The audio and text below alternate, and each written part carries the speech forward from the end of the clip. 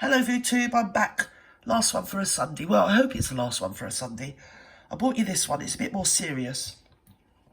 And it's quite sad. So I thought we'd just have a look at it together. And because it's quite a prescient subject. So let's have a look at it. Come on, sweetheart. What's the matter? Tell Auntie Gert. Come on. Without crying. 27% of American adults have cut contact with a family member, lasting an average 4.5 years. I never dreamed I'd be part of that statistic. Have you seen this?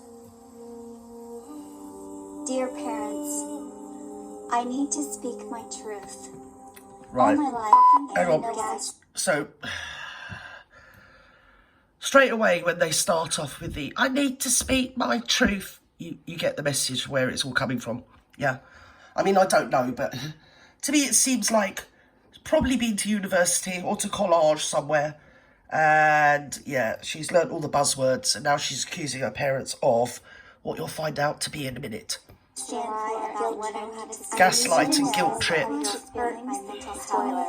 It's bad. Have my life ruined because of you. 90% of the letter was about politics and how we couldn't be in her life if we supported that guy.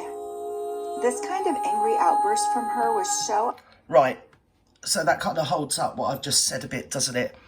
What is it they call it? The Long March Through the Institutions. I think it started in the 40s, didn't it? Was it Yuri Brezhnev? Yuri Brezhnev, something like that. He's on YouTube and he's an ex-KGB agent. And as I say, you can get him up on YouTube and you can hear what he's got to say. Part of the whole Marxist ideology, was it Saul Alinsky? Somebody like that. It's to split up families, isn't it? It's to split the generations, divide and divide, you know. You divide people into different enclaves and then you divide them again and subdivide them and divide them until they're just completely alone. It turns out that these couple here had one child and I bet you they worked their butts off to put her through college as well. And college has actually done her no good. And she's now a star influencer on TikTok. And using all the correct buzzwords of the libertarian, far lefty loonies. She doesn't need these white middle class people in her life. Yes, no, not at all, no. She broke her mum's heart. out of character, we were shocked. We just didn't know what to do. I mean, I thought I was a good mom. Not perfect, but pretty good.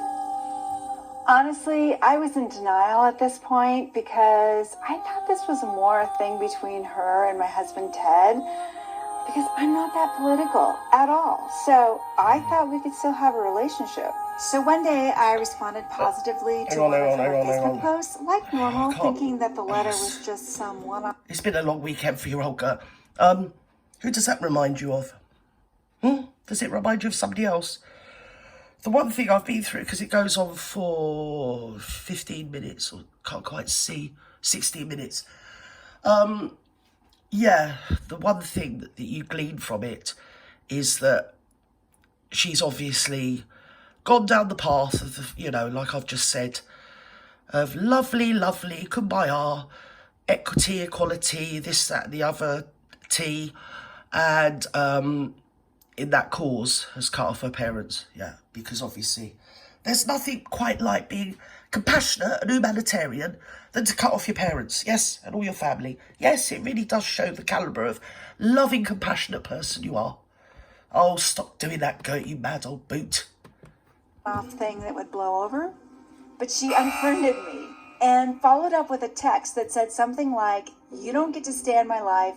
I'm keeping this number for family emergencies only. Don't contact me." Ted's sister got involved to see if she could help, but Haley immediately unfriended her, which was surprising because the two of them were politically aligned. Friends offered to step in and say something on our behalf, but after what happened to Ted's sister, we just said no. A couple weeks later, she did not wish me happy birthday for the very first time. It's just unforgivable. They've had their heads cooked, haven't they, when they get to college and university. That's the problem. And it is quite a mean-spirited, very narcissistic ideology. It's supposed to be about the commonwealth and communal benefit of everybody, isn't it?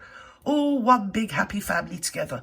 But it actually has made people really narcissistic and sort of self-obsessed, self-centred. And I think social media's got a lot to do with that in that generation.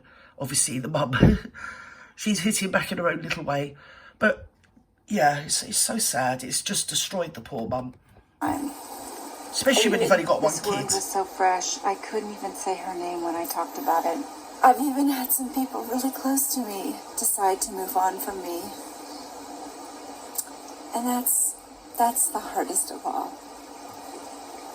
In November, I texted her that we were going to Montana to see her sister for Thanksgiving and that she was warmly invited, but if we didn't hear back, we'd assume she wasn't interested. Silence. Oh, she's got a sister. In December, I texted Merry Christmas. Oh, so you got another kid? Did I hear that right? Listen, with actions come responsibilities, don't they, really? You know, I would just let her get on with it. At the end of the day, the whole world over, there's children that need loving families or just somebody to love them, anybody. And you don't really know what you've got till it's gone. One day she'll be a mother herself, you know. And let's hope she will transcend, you know, all levels of maternal, whatever it is, exactitude, and be oh so blooming perfect. Because the universe, as I always say in its wisdom, will come back and bite her on the bum. Yes, to me she sounds just really narcissistic, self-obsessed, and very immature, to be fair, because, yeah. You know, maybe you should have... no, I'm not going to say that. But, I mean, my Chardonnay and chlamydia, what I'd do to have them not talk to me for 4.5 minutes, let alone 4.5 years, I'll pay good money for that food too. I believe well would. They eat me out of house and home, they do. Yes, they're a pair of Sasquatches. They are my twin girls. Yeah, Chardonnay and chlamydia. It's like I always say, you can't have one without getting the other. Bye-bye now.